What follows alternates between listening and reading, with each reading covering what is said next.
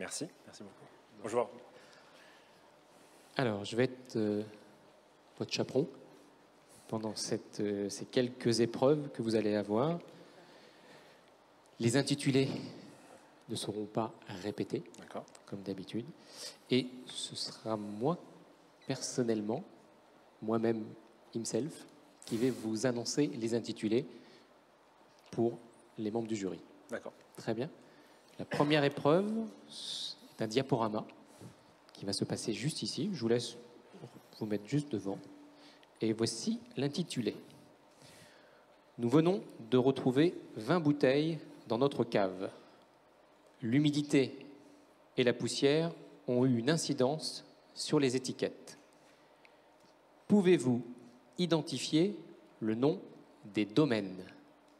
Les étiquettes vont défiler toutes les 5 secondes. Vous êtes prêts? C'est parti. Perrier-Jouët, Marcel Lapierre, Château-Grier, Château-la-Lagune, la Coulée de Serran,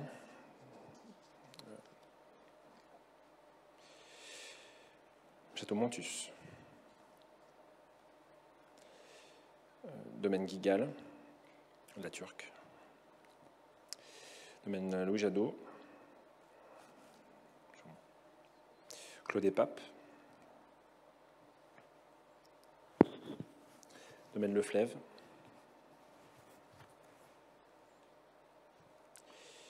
Château Rosan, Gassy, Château Lafite Rothschild, Domaine Antoine Arena, Domaine Stéphane Tissot, Bénédicte et Stéphane Tissot, Domaine Trimbach, Château de Pibardon,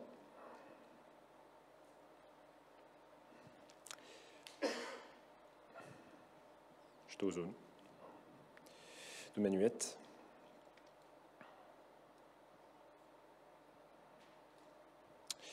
Château La Doucette, Domaine Marcel Dice. Merci beaucoup.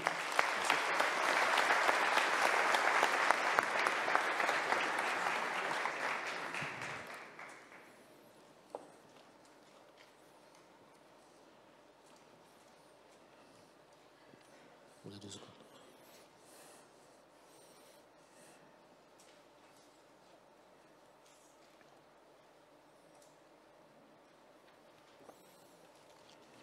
Merci.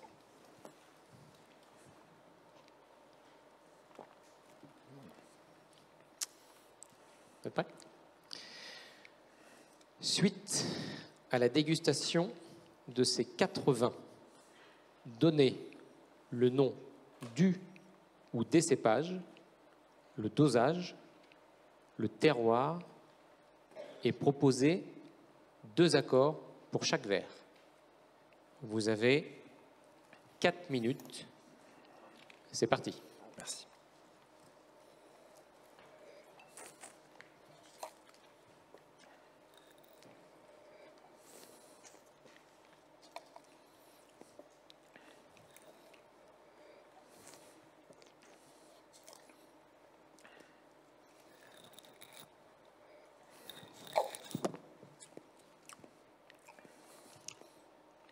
Je pense qu'il y a un point commun entre ces 4 vins. Ce sont 4 vins effervescents à base de chardonnay et de pinot noir.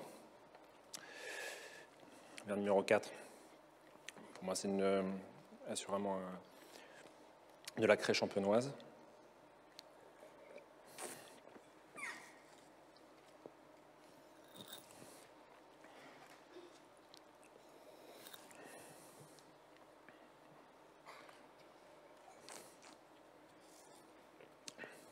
De même pour les autres vins. En termes de dosage,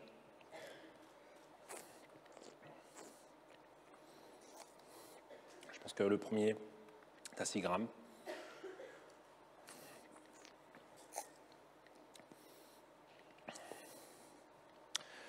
ainsi que le verre numéro 2.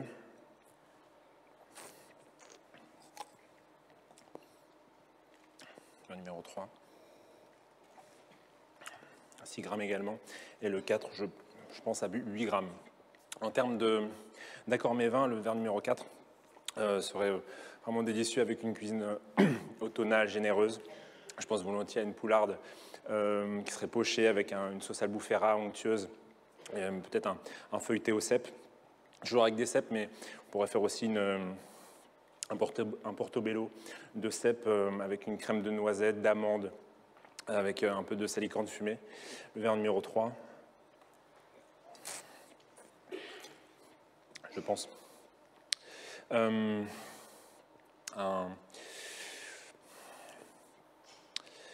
salpicon d'huître avec coque et couteau pour faire ressortir le caractère iodé et salin, légèrement citronné. Et pourquoi pas aussi un chaours légèrement fait sur un pain de campagne bien tiédi. Verre numéro 2. Je pense à un carpaccio de Saint-Jacques, taillé finement de la baie de Saint-Brieuc, avec une huile légèrement vanillée et une tonalité légèrement épicée dans ce vin. Et aussi peut-être un condiment à la main de Bouddha qui serait confit.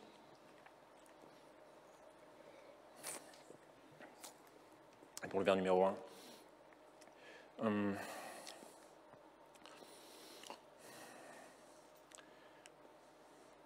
Pourquoi pas une brioche à l'oursin avec du citron confit également.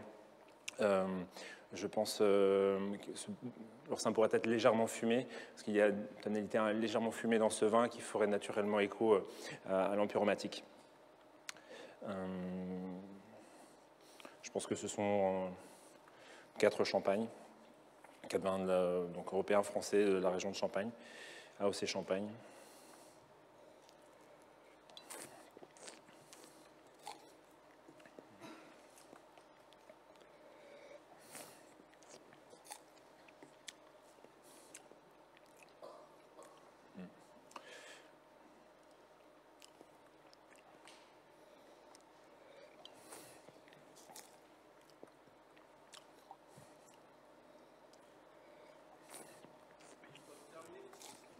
Merci beaucoup.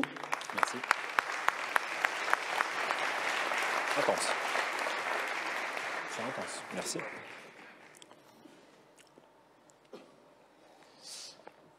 Et je vous accompagne. Prochain atelier.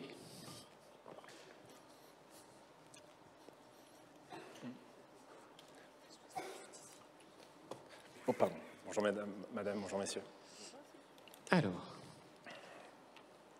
ces 3 jolis et merveilleux clients ont vu sur votre carte des apéritifs une bière non filtrée, un ostéqué de la brasserie du Pays Flamand. Veuillez effectuer le service de cette bière. Vous disposez de 4 minutes. C'est parti. Merci.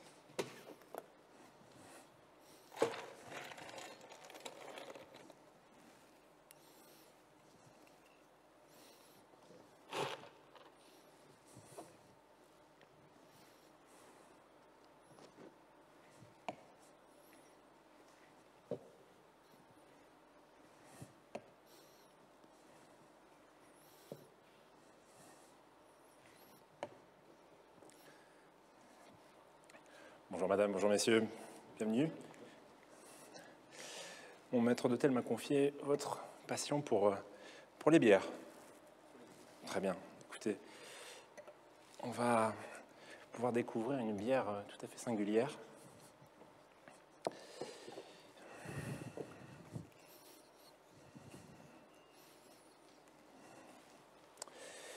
Qui a commandé ce flacon? Pour monsieur?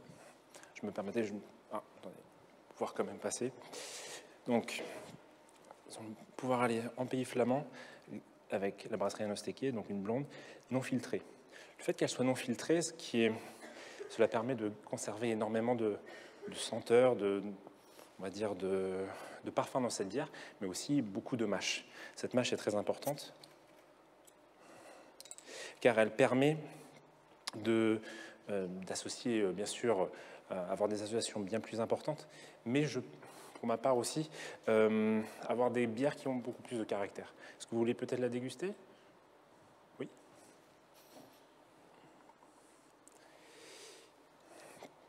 Alors, je ne sais pas si vous avez eu l'habitude de déguster ce type de bière, mais elle a toujours... Je me permets? Alors...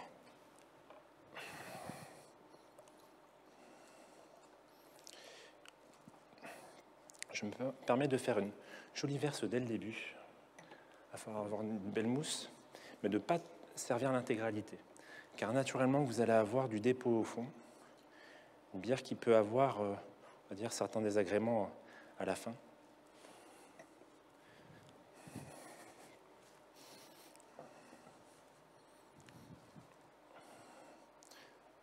Je me permets de la garder au frais.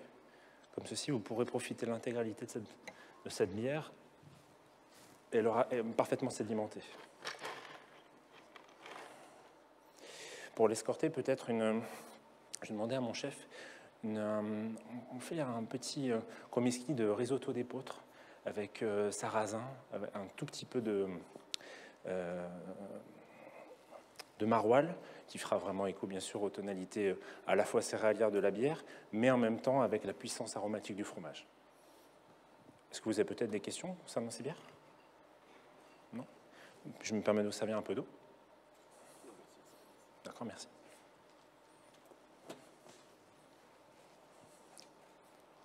Merci beaucoup. Merci.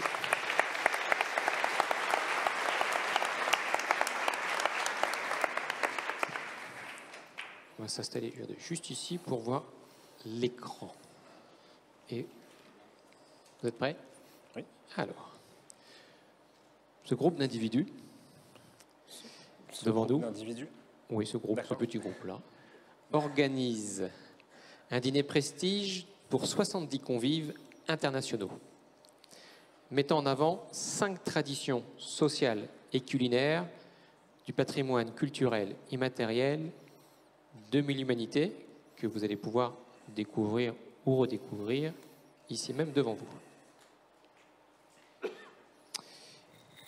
Ils sollicitent votre expertise pour leur proposer un menu avec 5 accords mets et vins, mettant en valeur ces 5 cultures lors d'un dîner en 5 services. Pour cette épreuve, vous disposez de 10 minutes. C'est parti. Très bien. Mesdames, Messieurs, bonjour. Ravi de pouvoir orchestrer avec vous ce beau moment, on va dire, interculturel. Nous sommes d'accord, les personnes qui sont ici sont francophones. Je me permets de parler en français. Merci. Alors c'est vrai que là, on va avoir la chance de pouvoir réunir à la fois différentes cultures gastronomiques, que ce soit au niveau de l'assiette, mais aussi du verre. Est-ce que vous pouvez me préciser quand est-ce que cela va se passer? Non, d'accord.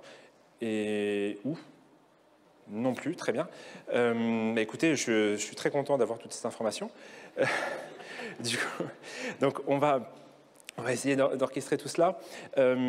Alors, il y a juste un élément, je vais essayer de chercher le washoku. Là, je confie, j'ai un peu de mal. Mais je pense que c'est ça.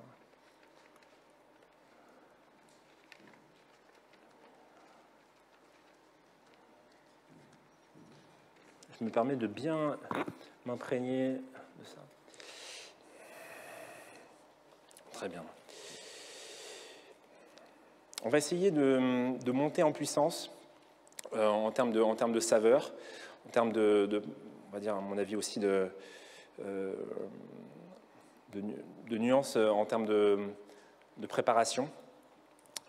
Si nous commençons, commencer par à mon avis, il y a des washoku. On va avoir du mal. Allez. Je terminerai est-ce qu'on est obligé de faire dans cet ordre-là, concernant les préparations? Non, pas du tout, très bien. Dans ce cas, je pense qu'on terminera avec une tonalité française, avec les desserts. Je pense que nous commencerons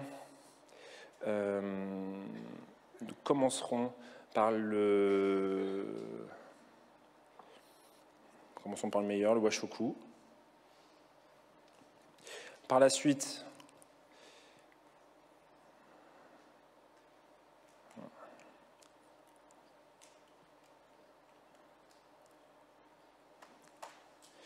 le washoku, je vais partir du principe que ça va être des petites bouchées. Je pense qu'on va pouvoir commencer avec, je pense qu'une déclinaison autour on va dire des éléments crus. Je pense, pourquoi pas, donc avec la culture japonaise. Je pense notamment à des makis, par exemple.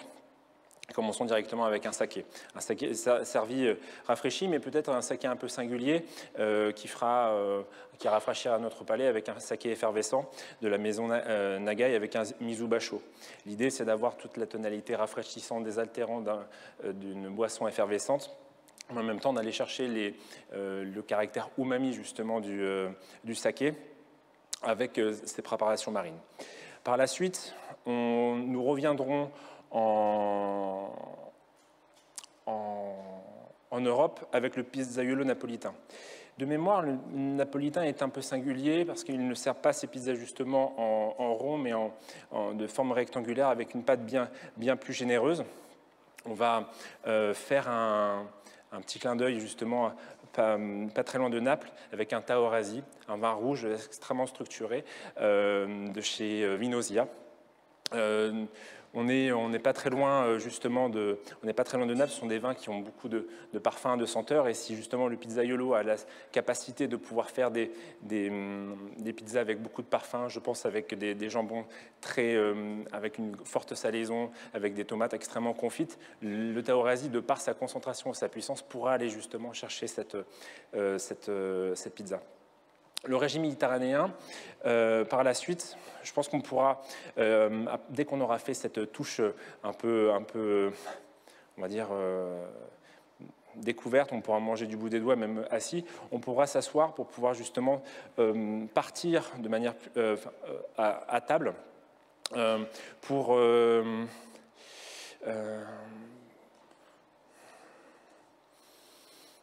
j'ai envie spontanément de vous emmener en Grèce. Quand on pense au régime méditerranéen, on pense notamment avec les feuilles de vigne farcies, avec les poissons rôtis. J'ai envie de vous amener en Grèce avec un vin tout à fait singulier qui s'appelle une retsina. C'est un vin blanc, sec, qui est enrichi avec de la résine de pin d'Alep, qui a ces tonalités extrêmement résineuses et sèveuses. Ici, on a à la fois la feuille de vigne qui va chercher le caractère un tout petit peu feuille confite justement de cette préparation. Vraiment, l'accord est tout simplement somptueux. Et ensuite, dès qu'on a des poissons généreux, je pense à un loup par exemple qui serait longuement cuit au citron confit, l'accord serait parfait. Ensuite, on pourrait aller donc on irait au Mexique, refaire un bon classique avec un chili con carne. On pourrait peut-être l'alléger un tant soit peu, peut-être avec une petite brioche sur le côté pour pouvoir justement éponger sa générosité. Et il y a de très bons vins aussi au Mexique, une culture viticole qu'on connaît beaucoup moins, mais notamment dans le secteur de la Baja California, avec des petites syrahs. Avec le domaine Laceto, par exemple, avec les 2018, la générosité, le caractère très confit d'une viande et avec le haricot rouge fonctionne extrêmement bien avec ces petites syrahs extrêmement pulpeuses, denses et vraiment, on va dire, généreuses. Et ensuite, la gastronomie, le repas gastronomique des Français. Je pense qu'on va faire, comment dire, on va terminer avec un dessert.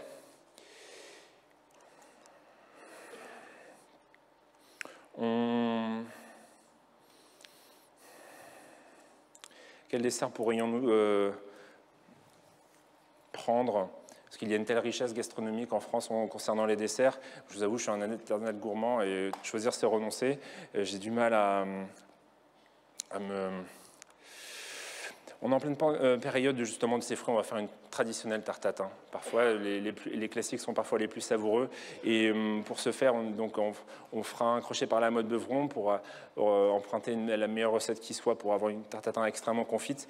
Et on ira vers la Loire pour aller chercher un vin moelleux de Vouvray, donc un vin de la vallée de la Loire, de chez Philippe Foreau. Je sais qu'il a encore des réserves 2005, des chenins complètement tout simplement renversant, à la fois de parfum, de saveur. Et justement, la tarte tatin, de par ce classicisme, pourra aller séduira tout le monde, je pense, mais à la fois, ce moelleux permet justement de trancher l'ensemble de par sa fraîcheur naturelle. Et vous verrez, c'est un vin extrêmement parfumé.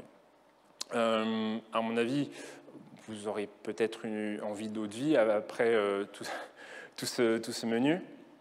Je pense que on pourrait rester classique si on pense repas gastronomique des Français. Si on prend ce petit tableau, peut-être une absinthe, ou alors si on peut emprunter le Jéroboam de Chartreuse juste à côté, je pense que ça pourra faire plaisir à certains.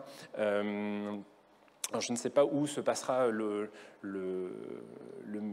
comment dire, le repas, mais si c'est en France, on pourrait servir un peu d'eau minérale avec des évians des Châteldon.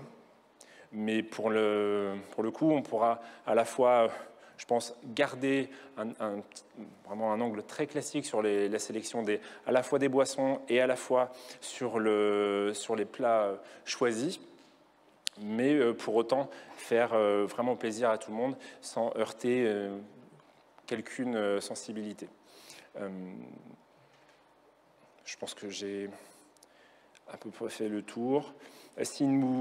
Pour autant, si on peut peut-être avoir des propositions aussi végétariennes, je pense que le pizzaiolo pourra justement retirer de la dimension de champignons, de salaison. Le washoku, si on peut lui demander peut-être un bouillon avec un bouillon de champignons avec aubergine fermentée. Le régime méditerranéen, on répond au cahier des charges avec la feuille de vigne. La cuisine mexicaine, là, pour le coup, on devra juste retirer la viande parce que de mémoire, l'haricot rouge n'est pas cuit avec la viande. Et le repas gastronomique voilà, avec la tarte tatin, ça ira très bien. J'espère avoir répondu au cahier des charges. Pour ma part, voyons. Voilà. Merci beaucoup.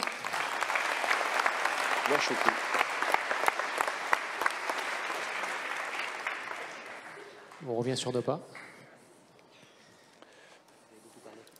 J'ai beaucoup parlé. Ouais. Le washoku m'a un peu coupé la parole.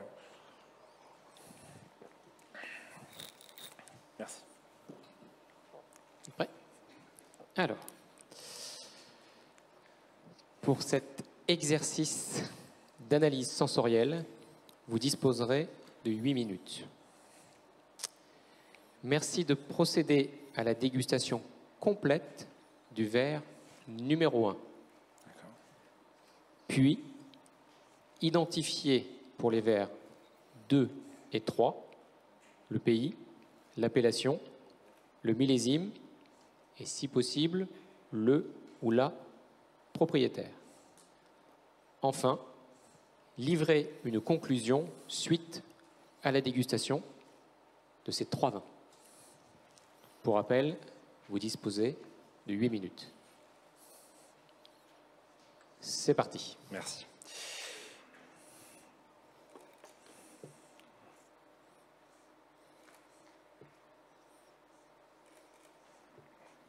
Mesdames et messieurs, je vous invite à observer ce verre avec moi qui arbore une magnifique robe rouge rubis intense, sertie de reflets rubis. Le vin est clair, brillant, limpide, les larmes sont fines et régulières. Le vin ne présente ni gaz ni sédiment. En conclusion, nous avons affaire à un vin dans un parfait état sanitaire qui se dévoile avec une certaine jeunesse et, de par les larmes, traduit une faiblesse en alcool ou en sucre. Passons au nez. Premier nez de très belle facture. Net, aromatique, précis, on plonge directement dans le panier de fruits rouges, la cerise, la guigne, l'érel, relayé par des tonalités un peu plus épicées. Je pense à la noix de muscade, avec une touche de girofle. Très joli nez. Contact de l'air devient plus aromatique. Ici, des arômes de fruits plus mûrs apparaissent, le clafoutis, aussi une dimension un peu plus de roche minérale apparaît, comme si, je pense qu'il y a une intensité du vigneron de faire des vins vraiment de terroir. Et aussi, cependant, une nuance un peu plus végétale, mais un végétal noble, rappelant peut-être une vinification avec partiellement de la vendange entière. En conclusion, c'est un vin très séduisant qui confirme sa jeunesse et qui, pour moi, donne l'impression d'être un vin avec une présence de vendange entière et qui a été en contact d'un bois de grande qualité.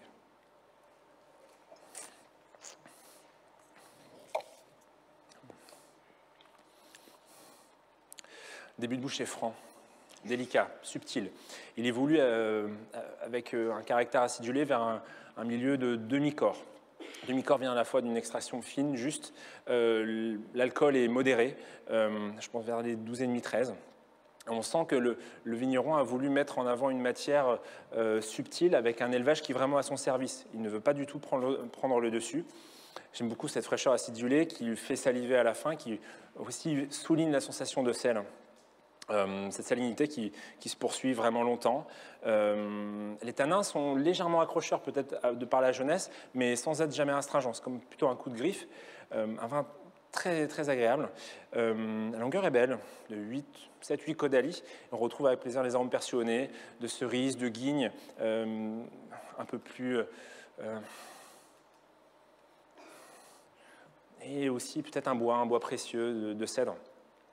En conclusion, c'est un vin pour moi que j'apprécie énormément de par la justesse de son élevage, le caractère extrêmement friand de sa proposition.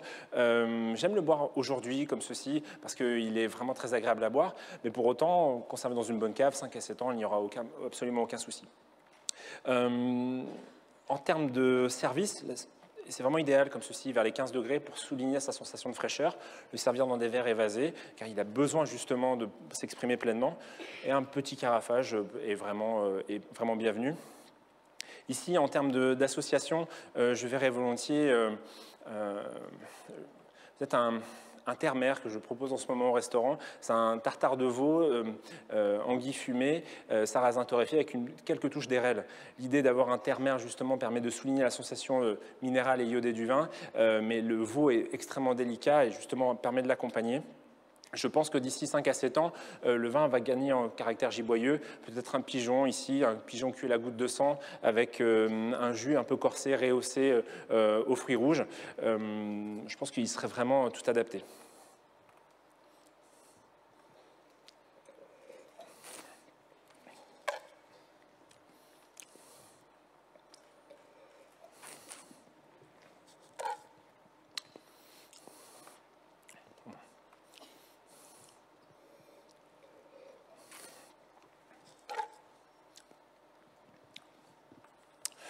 Vin numéro 1, si je me risque, du coup, je pense que ce sont 3 vins issus de Pinot Noir. Vin numéro 1, c'est un vin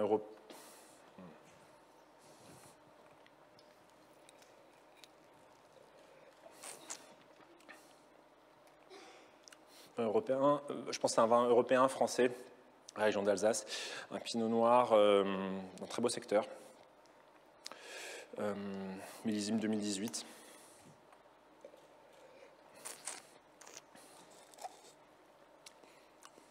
Vin numéro 2, je pense que aussi c'est un vin européen, français, peut-être même alsacien aussi.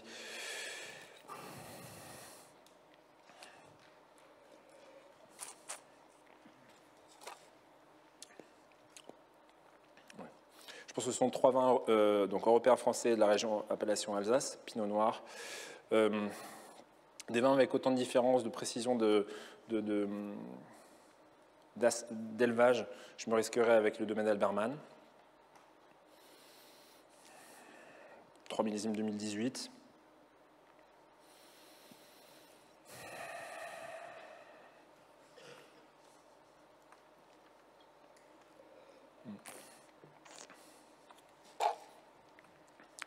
Avec 3 cuvées différentes.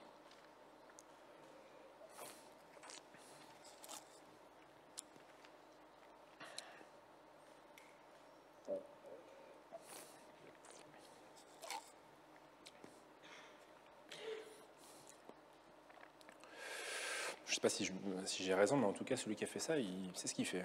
C'est très très bon.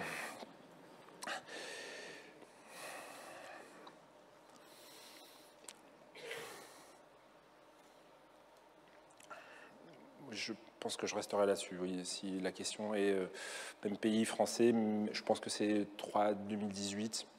Est-ce que ça peut être plus jeune?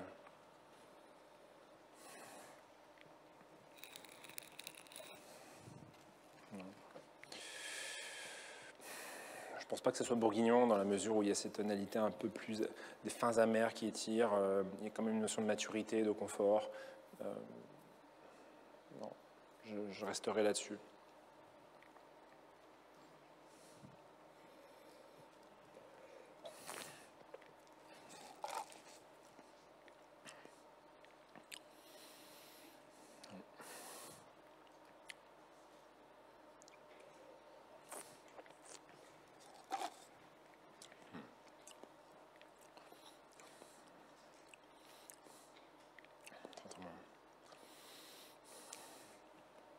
On pourrait quand même aussi penser en verre numéro 1 avec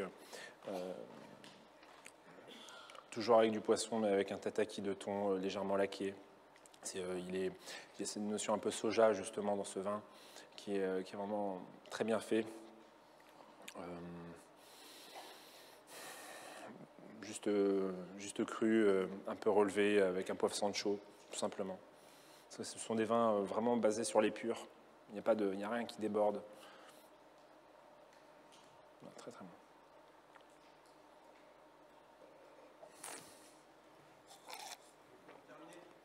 Terminé. Merci. Merci.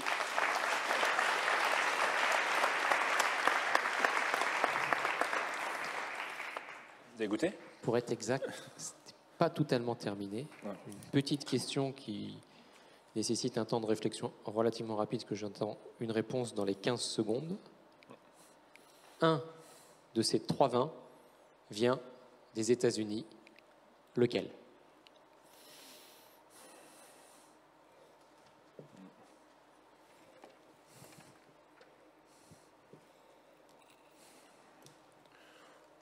On va dire le 1. Merci. Merci.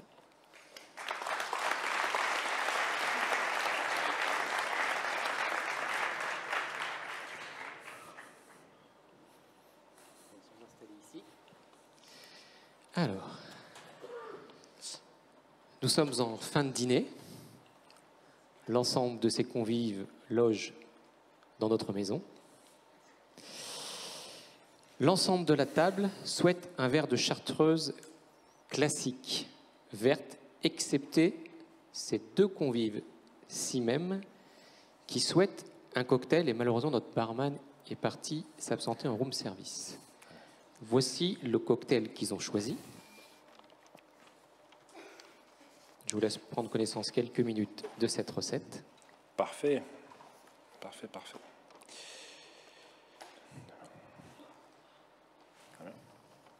Merci.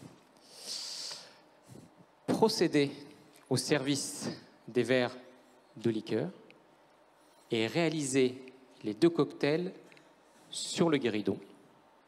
Et pour cette épreuve, vous disposez de 6 minutes. Très bien, merci. C'est parti. Madame, Messieurs, vous avez passé un agréable dîner? Très bien. Écoutez, je ne sais pas si je suis, pour messieurs, le plus grand réalisateur de cocktails, mais il m'a donné toutes les bonnes astuces. Normalement, tout devrait bien se passer. Concernant les chartreuses, est-ce que vous les désirez sur glace? Non? On est des puristes, nature, parfait. Très bien. J'ai que ça. On considère que la verrie est bonne? D'accord.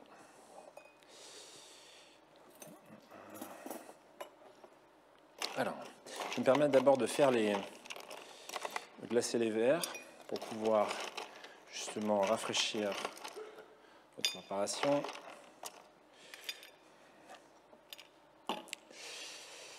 Donc, on a un très très bon formateur à cocktail. En plus, il m'a tout laissé. Il est très sympa, mon barman. C'est parfait.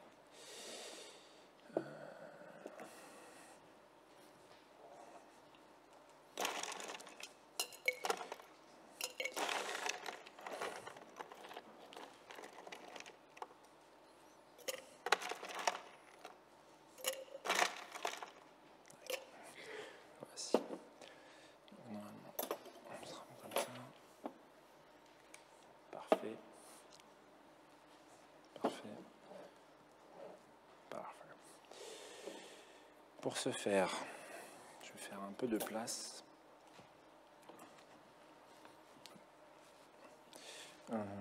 Je vous servirai après. J'ai peur de tomber malheureusement.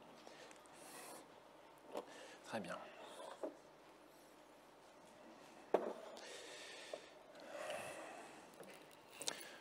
Donc nous avons de la chance, nous avons un Jagger qui est normalement marqué. Voici. Voilà, parfait. Donc pour votre cocktail, vous allez avoir 2 centilitres de citron vert, 2 centilitres de maraschino chacun.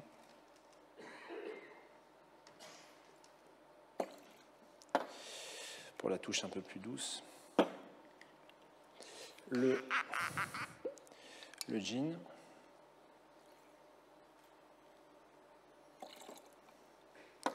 Voici. Puis la chartreuse, toujours en 4 centilitres. Non, il y a 2 à chaque fois. Cela fait 4 centilitres par ingrédient. Voici. Déjà, pour ceci, on est bien.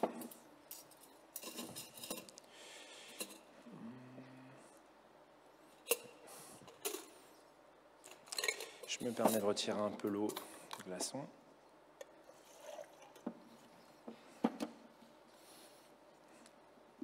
Alors,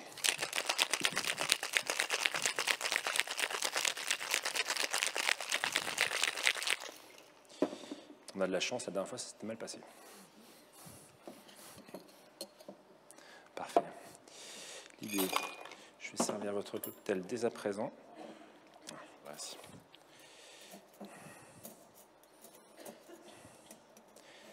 Donc, j'ai utilisé la petite passoire pour éviter d'avoir justement à la fois votre cocktail bien rafraîchi, en même temps qu'il n'y ait pas de petits grumeaux. Voici.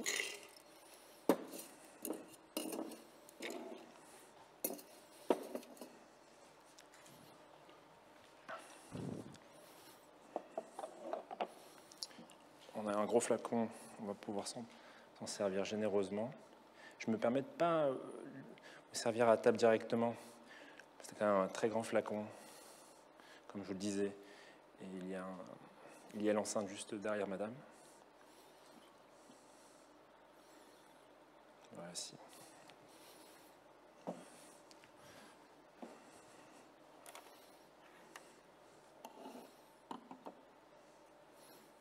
Voici. Alors, madame, s'il vous plaît.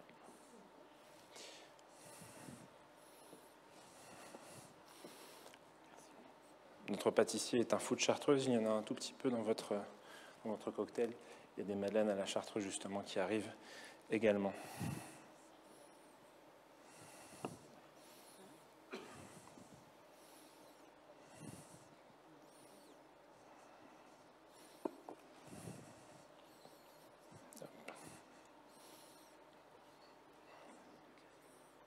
S'il vous plaît. S'il vous plaît. Est-ce que vous désirez quelque chose d'autre? Peut-être une boisson chaude? Non? Très bien. n'hésitez pas à me corriger s'il y a un moment il y a un souci, je m'appliquerai encore plus. Vraiment. Merci. Merci beaucoup.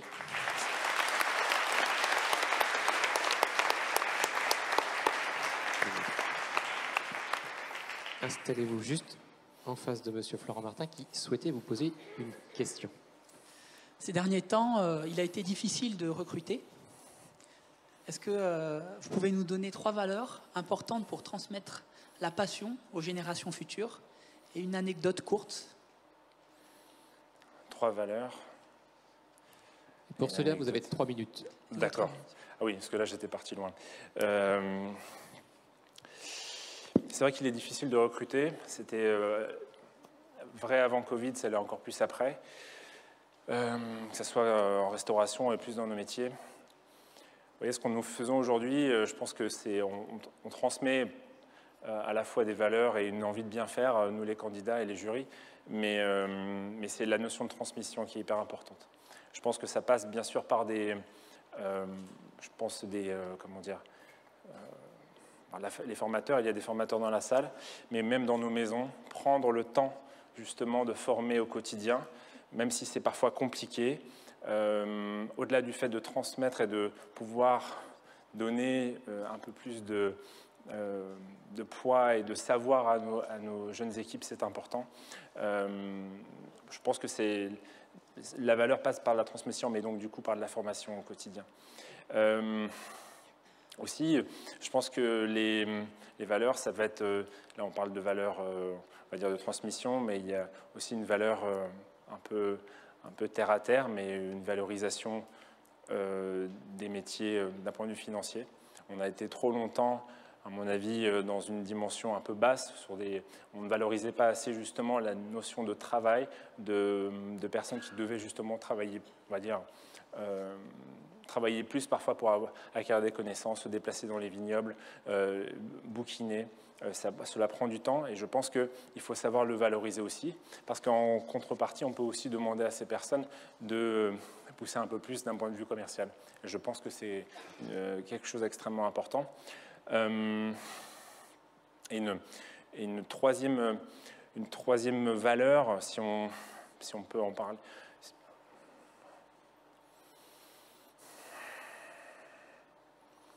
je pense que le fait de prendre on va dire prendre le temps, le fait de prendre du temps, mais à l'extérieur aussi. Le fait que parfois on se contente juste d'être justement dans nos maisons.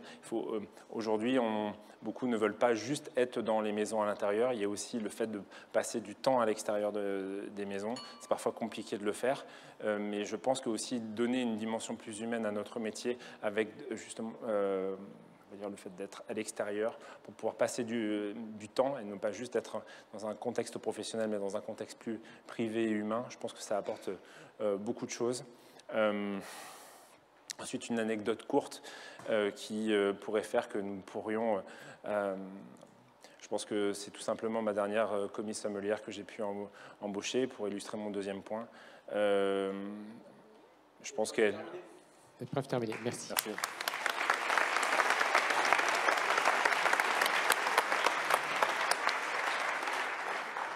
Je vous laisse me suivre. Je vous laisse vous installer ici même. Oui. Et pour cette dernière épreuve, les applaudissements du public.